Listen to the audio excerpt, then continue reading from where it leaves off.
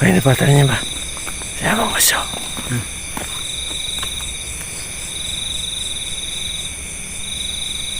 Siapa sih?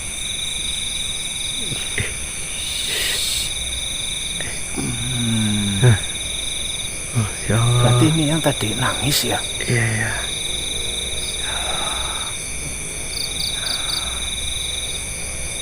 Ya Allah.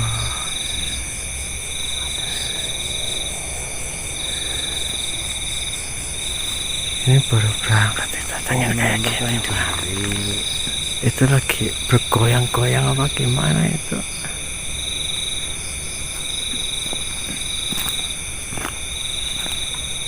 Deketin coba, Pak.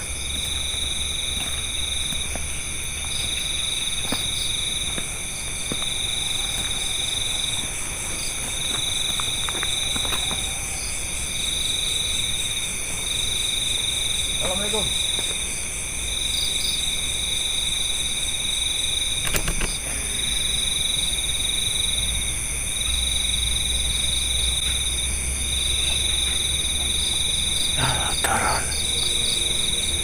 Turun.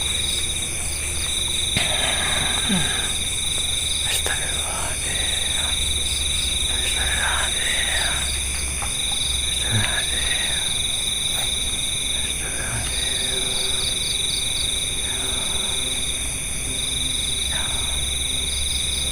Kata si ikutannya.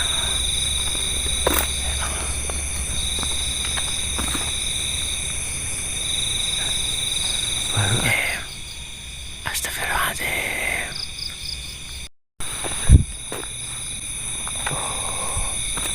Bro. Assalamualaikum.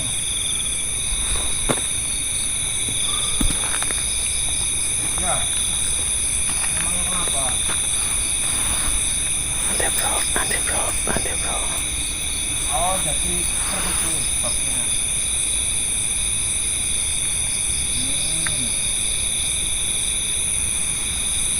Baiklah. Ya.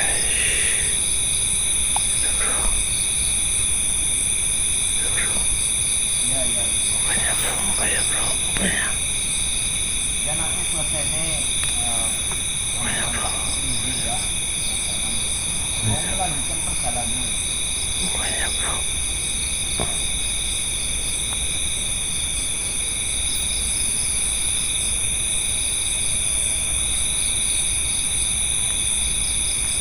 Baik.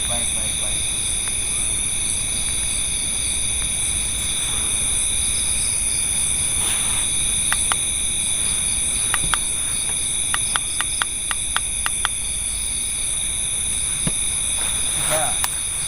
Mendingan masuk ke temanku. Ya.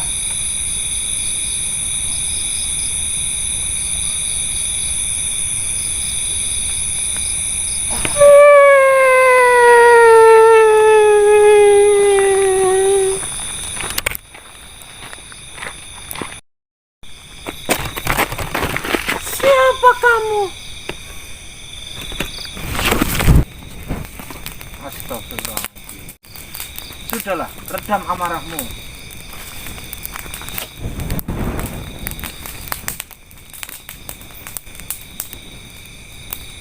Gimana saya mau berbicara denganmu?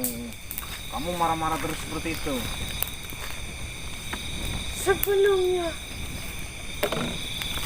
tunjukkan dulu siapa namamu. Saya Kartaji. Ada keperluan apa engkau denganku? Saya tidak ada keperluan denganmu. Saya mau lewat jalan ini. Tapi tiba-tiba sampean ada di atas. Akan tetapi, apa yang engkau bawa itu yang menggangguku, sehingga saya pikir engkau akan merusak ketenanganku. Saya tidak membawa apa-apa. Saya hanya membawa abu dari gunung berapi. Memangnya kenapa? itu yang engkau bawa itu merusakkan tanganku. Ya, mohon maaf jika memang ini mengganggumu. Apakah engkau berani bersumpah bahwasanya engkau tidak akan melukaiku? Ya, saya jamin saya tidak akan melukaimu.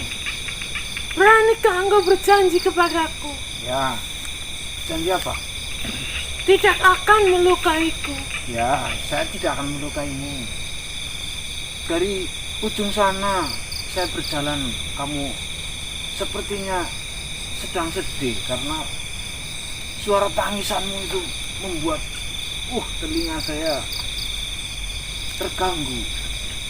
Oleh karena itu, saya takut manusia akan membinasakanku. Ya enggak lah, saya hanya ingin lewat jalan sini saja. Karena pada waktu saya masih hidup, saya itu membuat banyak sekali kesalahan. Memangnya sebentar, mohon maaf, namamu siapa? Namaku Wijianti. Wijianti. Sudah lama tinggal di wilayah sini? Saya sudah lama.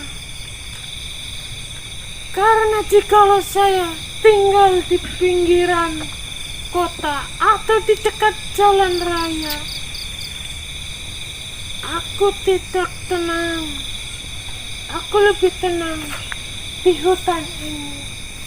Karena teman-teman yang ada di hutan ini itu sangat baik kepadaku. Memangnya kamu kalau tinggal di jalanan kota, memangnya kenapa? Banyak sekali jin-jin atau horin-horin dari orang-orang itu selalu mengejekku karena kesalahanku di waktu aku masih hidup. Nah memang kesalahanmu itu apa waktu masih hidup? Aku selalu berpikiran pendek.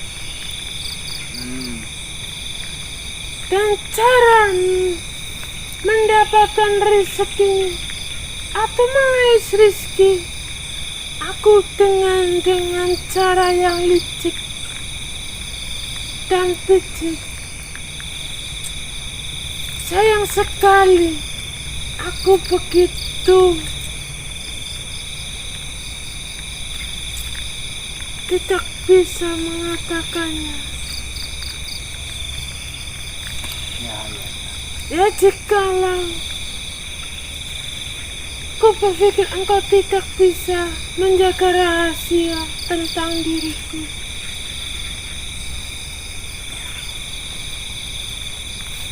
Memangnya sewaktu masih hidup panjenengan melakukan apa saja sehingga panjenengan itu dibully sama teman-temanmu? Pada waktu hidup dahulu, aku adalah seorang wanita yang cantik jelita dan bisa disebut dengan kembang desa. Itu sebelum semua hal buruk terjadi. Sebelum aku menikah dengan suami pertamaku. Berarti sudah berapa kali sampean menikah? Saya sudah menikah 4 kali. Berarti gagal terus dalam berumah tangga. Betul. Nah sebabnya apa kok bisa sampai gagal terus berumah tangga? Itu karena ketamakanku kepada dunia, kerakusanku kepada dunia, sehingga apa saja yang penting bisa membuatku kaya atau membuatku beruntung, untuk mendapatkan uang akan saya lakukan. Walaupun aku harus membunuh teman sendiri. Astagfirullahaladzim. Ya, pantas saja temanmu membuli karena perbuatanmu itu benar-benar di luar batas. Itu berawal dari suamiku yang pertama. Dahulu waktu pertama saya berjumpa, memang saya sangat cinta kepadanya. Terus? Akan tetapi setelah saya menikah, dia lelaki yang malas-malasan dan tidak mau bekerja. Sehingga ketika anakku sudah mulai berumur 8 tahun dan mulai bersekolah, disitulah ekonomi keluargaku hancur. Aku sempat dijual oleh suamiku sendiri.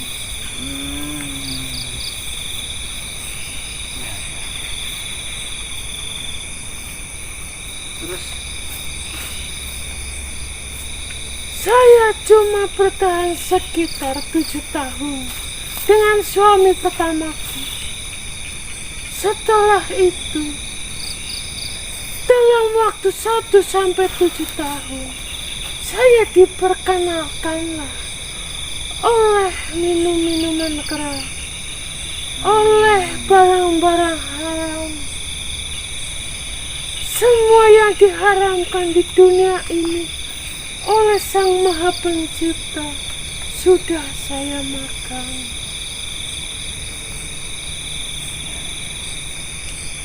Dan lebih tragisnya lagi, di suamiku yang kedua,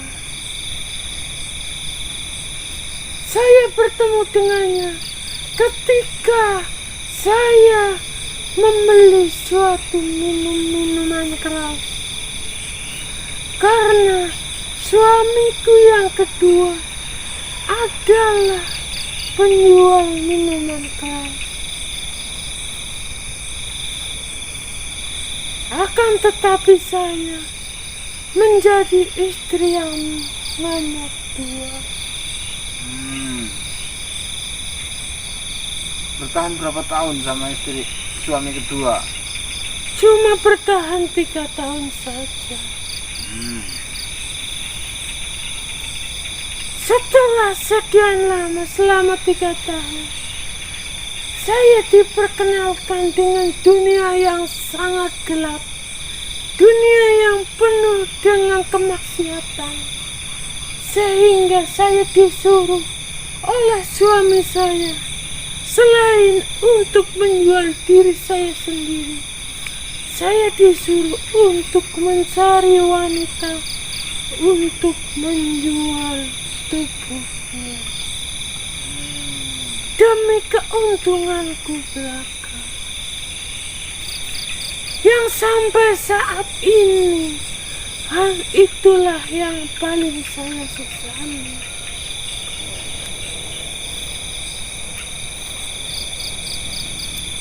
Sudah 20 tahun saya di sini.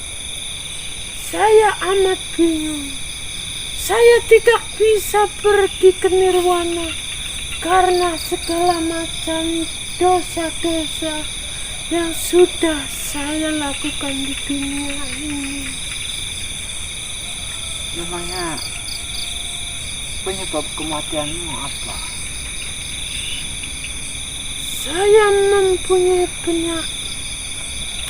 Penyakit apa?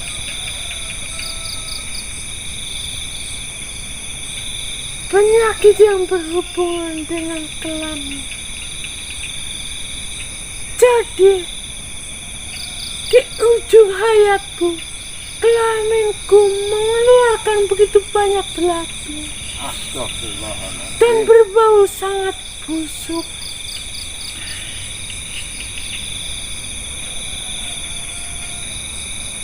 Nah itu penyakit itu bertahan berapa lama? Cuma 1 minggu. Setelah itu aku meninggal dunia. Berarti waktu itu barangmu membusuk. Betul. Astagfirullah. Saya sangat-sangat tidak tahu diri sebagai manusia.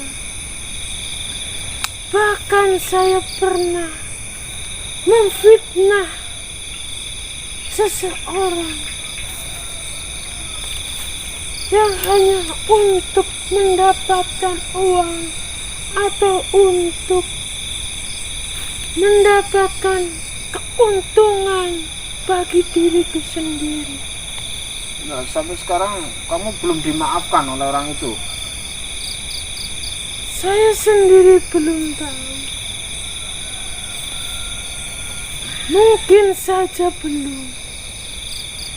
Karena pada waktu saya masih hidup, dia berkata bahwa sampai mati pun aku tidak akan pernah bisa memaafkanmu. Jadi orang itu bilang seperti itu padamu. Iya. Karena fitnah itu yang aku katakan kepada semua orang membuat dirinya dan keluarganya dicap sebagai orang yang penuh dosa. Padahal itu hanyalah karanganku belaka. Oh, ya kamu keterlaluan itu. Ya memang saya akui itu.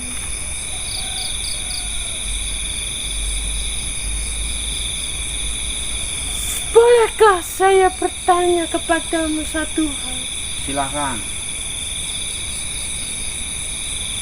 Apakah saya bisa pergi ke nirwana atau pergi ke alam yang seharusnya aku berada di sana? Tidak gentayangan kesana kemari tanpa tujuan yang jelas. Ya, seperti ini ya Mbak Wijianti. Semua manusia yang berbuat dosa itu akan menanggung akibatnya, yaitu mendapatkan siksaan dari Yang Maha Kuasa. Mungkin untuk mengurangi bisa, paling tidak orang-orang yang panjenengan sakiti, tolong sampaikan ke saya biar nanti saya sampaikan ke orang yang masih hidup yang panjenengan sakiti, itu untuk meringankan penderitaanmu di alam kubur. Sampai sekarang dia masih hidup. Masih ya. Akan tetapi mungkin sudah tua.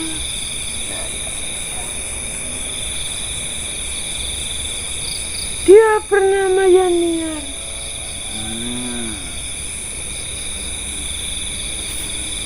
Dia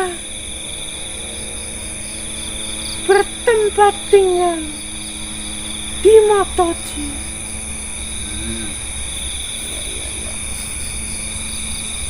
Apakah aku boleh meminta tolong kepadamu?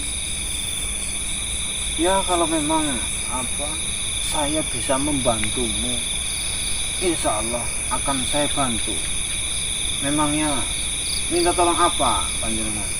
Sampaikanlah maafku kepadamu agar aku bisa terbang ke alam nirwana. Insya Allah nanti akan saya sampaikan kepada orang yang kamu sakiti. Mungkin jaraknya jauh dari sini. Ya, saya tahu tempatnya. Kalau desa itu saya tahu. Sekali lagi, apakah saya boleh bertanya kepada Silakan. apa yang engkau bawa itu sebenarnya? Ini Abu Merapi. Untuk apa itu? Ini untuk jaga-jaga ketika saya dalam perjalanan. Karena ada makhluk akhir zaman yang keluar. Nah, Saya- ini untuk mengantisipasi. Saya sudah mendengar hal itu. Oh, sudah. Bahkan saya pernah berpapasan dengannya.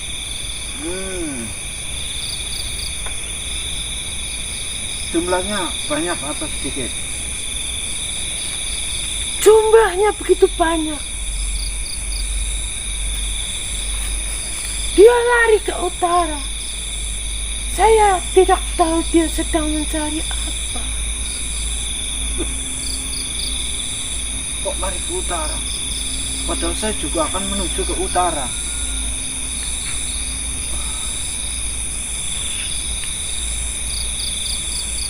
Dan saya lihat, yang saya rasakan, dia begitu besar energi yang dia miliki. Ya. Akan tetapi, yang engkau genggam itu kurang lebih seperti itulah energinya.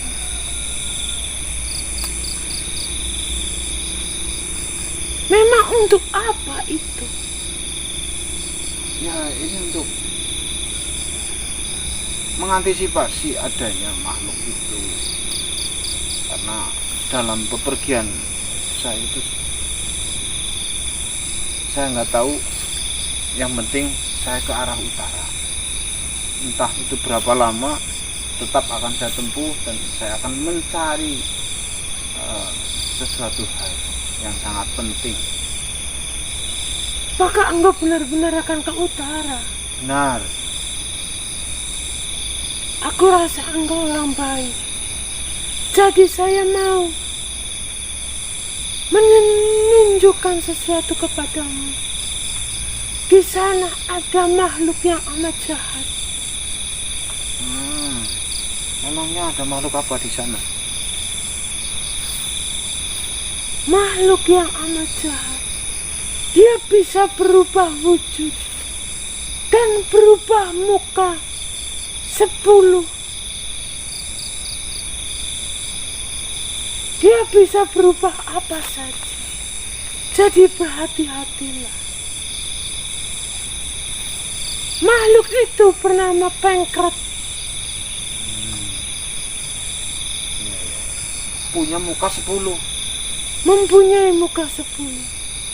Dan jikalau dia sedang tersenyum, sebenarnya dia itu sedang membenci dirimu. Akan tetapi, dikala dia bermuka suram, dia tidak juga senang kepada dirimu. Maka dari itu berhati-hatilah kepada makhluk yang bernama Pengkret tersebut. Ya. Dia mempunyai anak buah 1. Oh, punya anak buah juga. Mempunyai anak buah. Anak buahnya bertubuh gemuk, akan tetapi tingginya cuma 1 meter. Dan bernama Tomen.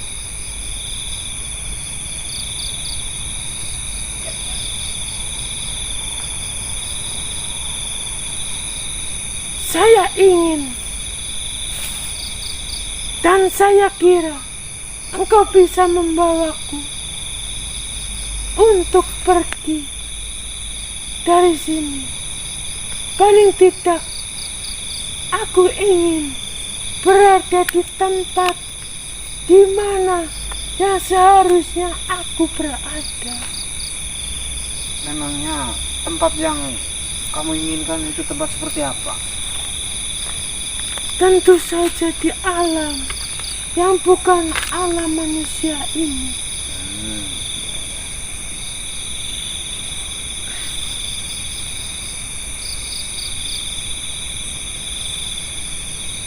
Baiklah Mbak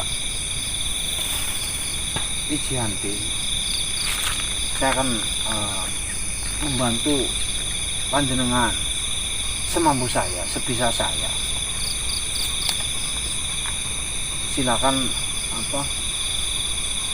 panjenengan keluar dari tubuh ini, nanti akan saya pindahkan ke tempat di mana panjenengan itu nyaman, ya. Baiklah, terima kasih sebelumnya. Juga mohon maaf, Ya, ketika engkau datang saya pikir engkau orang jahat, sehingga aku menyerangmu.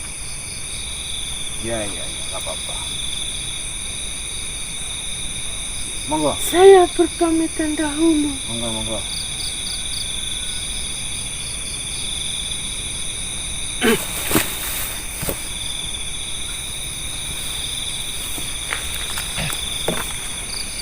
Khususon ila ruhi Mbak Wijianti Al-Fatihah. Bismillahirrahmanirrahim. Alhamdulillahirrahmanirrahim. Iya. Oh. Siapa sih Mbak? Ini kasar banget maksudnya. Mbak Wijianti. Kasar banget maksudnya kok. Memang itu apa itu? Ya, Korin ya. Cuman riwayat hidupnya itu di dunia gelap. Sudah, yuk kita lanjutkan perjalanan.